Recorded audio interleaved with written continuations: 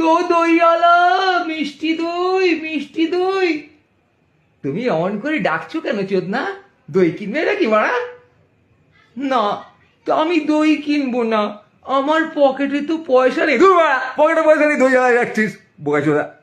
না, আমাকে সুধা চুদবে বলেছিল, তারপর রাজার বিছানায় সুধাকে একদিন আমি জানলা দিয়ে দেখি। কি? তা আমি কি করবো? রাজার বিছানায় তুমি সুধাকে জানলা দিয়ে দেখবে না, তুমি দরজা দিয়ে সুধার ঠাকুমাকে দেখবে? এই, দই কিনবে না তো আমার বেলা বইয়ে দাও কেন বোকাচোদা?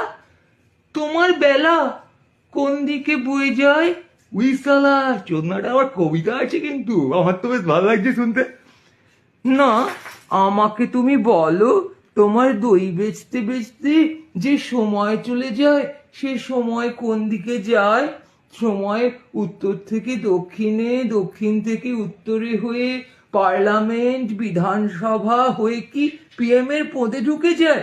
উইস্তলা, এ তো পলিটিক্যাল মাল। দইওয়ালা কোথায়? দই দই, ও দইওয়ালা। আরে বাড়া, কিনবি না? পয়সা নেই, পেটিএম করে দিবি। আমি তোমায় পেটিএম করে দিতে পারবো না, আমি না পাসওয়ার্ড ভুলে গেছি, আর আমার ইউপিআই সেট করা নেই। আরে দূর পড়া, সেট করা নেই ইউপিআই তো করে নেয় না, তুই জিপে দিয়ে দিবি। না, দেখো না, আমি না দই কেনার